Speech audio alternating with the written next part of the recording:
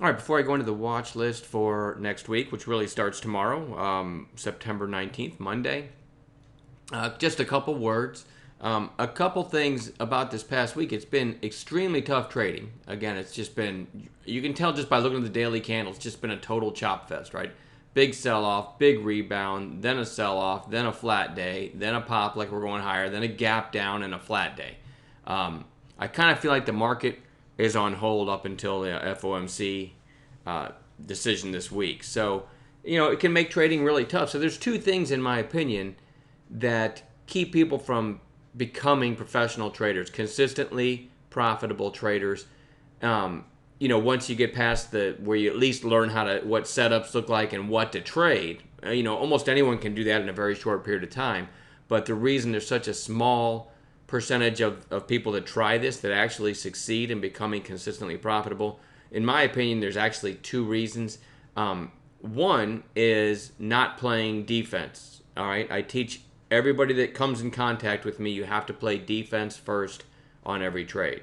So I'm always worried more about how much I can lose than how much I can make. I think a lot of traders struggle with that, and then it's not very hard to fall into that trading death spiral, that abyss that all traders have been in at one point or another. And it all starts with just making one mistake, right? Just saying screw it one time and blowing off your rules and averaging down. Well, I can't take a $200 loss right now, so not in 5 minutes. That would be ridiculous. So they don't kill a trade, and then it goes lower, and then maybe they buy 3 times as much to lower their average cost, and before you know it, you can literally blow up your account, all because of that one split-second decision that you decided to blow off your trading rules. So that kind of discipline is lacking in most people. It isn't just temporary discipline. It has to be every day, all day while you're trading. Most people just can't do that. The other thing that I think gets in the way is even when you maybe master your discipline, the ability to understand when the market has changed. All right, like this past 10 days or so, the market has definitely changed. And so like my win-loss ratio has gotten worse. My trading has actually gotten, I take very few trades lately, and that's just because I have a set of rules in place. I only take A plus setups, and I'm finding very few of them. So that rule in and of itself is keeping me out of a lot of trouble. I, by the grace of God, still did not have a red day last week, but I sure feel like I should have. But the market has definitely changed. So a lot of people don't realize when you're doing the same thing that you've been doing that's been working and all of a sudden it's not. Most of us, just human nature, say, man, I suck today, or man, I suck this week, without realizing maybe you're not doing anything different, right? Maybe the market's changed.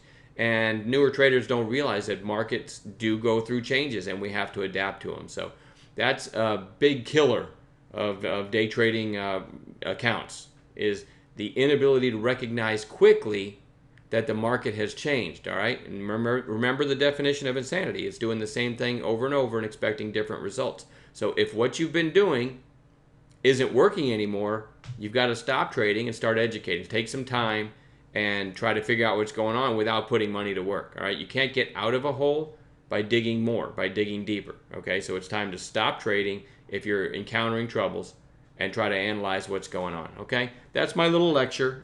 Here is the watch list for Monday. SRPT.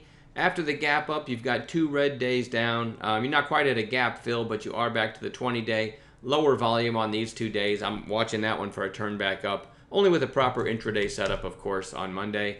ACST, anytime a stock goes from $1.38 to $3.09, it has my attention for the next week or so. Now we've got 2 days down on lower volume. This is actually a great setup for a possible mini squeeze on an intraday basis on Monday, maybe Tuesday, maybe Wednesday. We don't know, but they're going to stay on our watch list. Kind of have the same thing with BSPM. Went from 209 to 375. Now you've got a couple days lower on lower volume. Also a good setup for a rip higher on Monday or one day next week. GURE, a nice move on Friday. Again, it's way extended away from moving averages, so this sort of just goes on a chart, but I don't expect to trade it tomorrow, but I want to watch it all week. CVRR.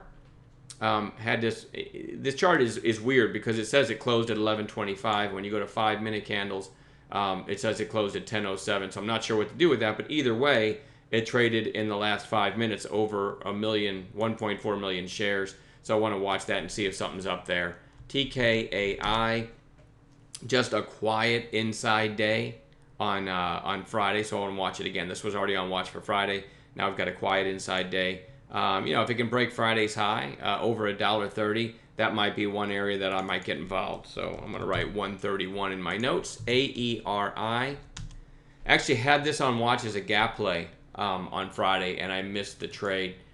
Just going at 2-minute candles. It just took off straight out of the gate, but it did kind of do a nice flag right here. Broke the flag, another flag right there, and then really took off. You see it on 5-minute candles, maybe even cleaner. There's the first flag, there's the second flag, and then it really got going. I never got a trade in it though. Anyway, with it having gapped up and sold off all day on Thursday, and then now Friday closes above Thursday's high, that sucker might continue. So let's keep that one on watch. Shorts are in trouble on that one. BTX, I had this on bounce watch like when it looked like this, and then the next day I forgot to put it on bounce watch the next day, and then it had this really nice move. Now sellers came in. You kind of have a little flag forming. I certainly like it over Friday's high, over 351, but we're going to keep our eyes on it maybe for a different entry, or it might need to come in for another day or two too, but I definitely want to watch that one. NYMX had this huge pop. You notice a pattern. I like this setup, right? Went from 280 to 408 in one session. Now you're 1, 2, 3 days with lower highs, but it did close green on Friday. This one I like, I like it long with a decent intraday setup on Friday. Or I'm sorry, on Monday. Also, you could write in your notes $3.36 somewhere up above Friday's high might be enough to push it up. I don't live and die by numbers like that, but doesn't cost anything to have a number like that in your notes. Solar City, SCTY. It's kind of been, it got really beaten up here, and then it's really been kind of chopping sideways. You almost feel like it's forming a base for the next move lower, but it had nice volume on Friday, closing at its highs. So maybe this sucker's done going down for a while. There it is on 15s, 60s. It's definitely going to be on my radar on Monday. A few more here. CBI. I don't know. I like this one. I had nice volume on Friday.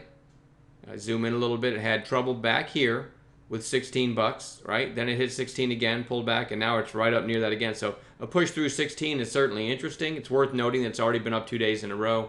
Friday's high was 1586. So I'm going to put in my notes 1587, which would be a break of Friday's high.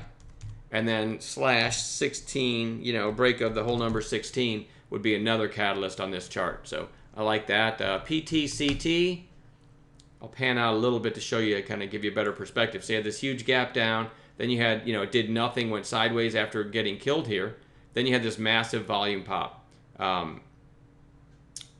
28 million shares, and it went from 606 to 1015. That's a huge move. It is still months later inside that candle, right? But now you had a nice pop on Wednesday, kind of a quiet day on Thursday, and a little bit of a better pop on Friday. So I like this little flag here, knowing that this one might move up to 10, and if it can get through 1015, could really take off. So I like this one. A couple numbers to put in your notes.